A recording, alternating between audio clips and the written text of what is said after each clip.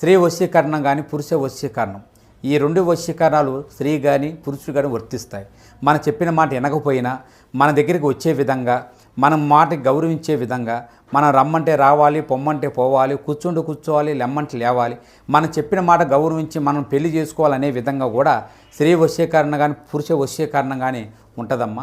ఈ వశీకరణం అనేది వాళ్ళకి ఏ విధంగా ఎవరి గురించి మనం చేయాలనుకుంటున్నామో వాళ్ళ పేరు మీద కూడా ఆ వశీకరణం పట్టుకొని ఆ మంత్రం ఒకటి చెప్తాను.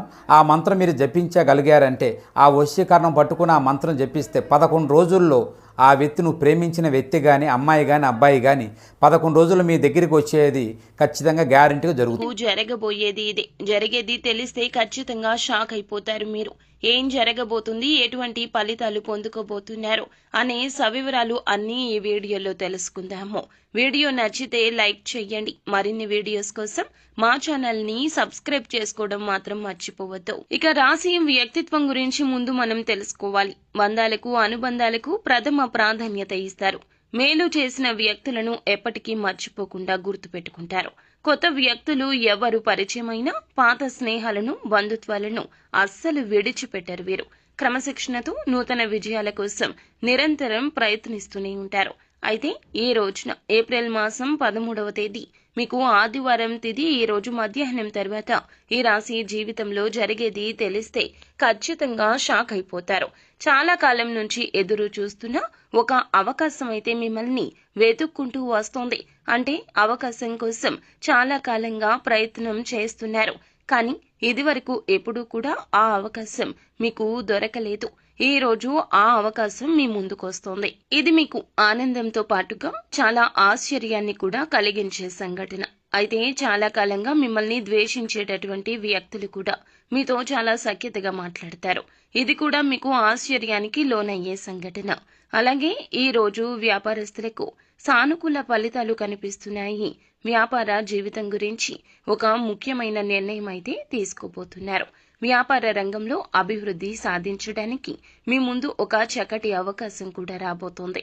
ఈ రాశి వ్యక్తులు చాలా కాలంగా నూతన వ్యాపార పెట్టుబడుల గురించి ఆలోచిస్తుంటే గనక వీరికి డబ్బులు కూడా సమకూరుతాయి. ఇక వీరికి సమస్యల వర్షం కనిపిస్తుంది. ఇక మీ కార్యాలయంలో మీరు చేసిన పని కారణంగా చక్కటి గుర్తింపు అయితే పొందుకుంటారు. కానీ తోటి ఉద్యోగస్తుల్లో ఒకరు మీపైన ద్వేషాన్ని పెంచుకుని మీపైన ఒక కుట్ర చేసే అవకాశం కనిపిస్తోంది. మిమ్మల్ని నలుగురు అవమానించడానికి వారు ప్రయత్నిస్తున్నారు. కాబట్టి ఈ అంశంలో మీరే జాగ్రత్త వహించండి.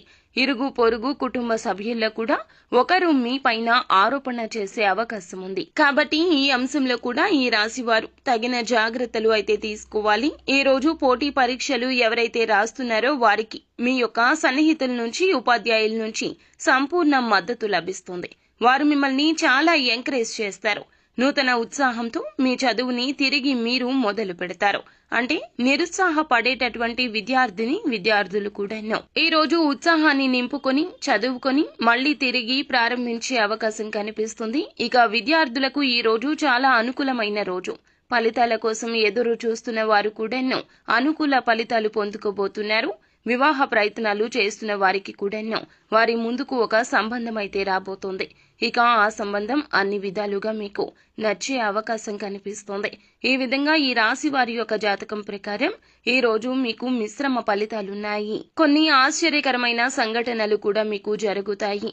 ఇక మీరు శివారాధన చేసుకోండి. అలాగే నిత్యం శని భగవానుణ్ణి ఆరాధించండి. తోచినంత మీ శక్తి మేరకు పేదలకు దాన ధర్మాలు చేయండి. అపార పుణ్య ఫలం తప్పక లభిస్తుంది. అంతా మంచి జరుగుతుంది. శుభం భూయాత్.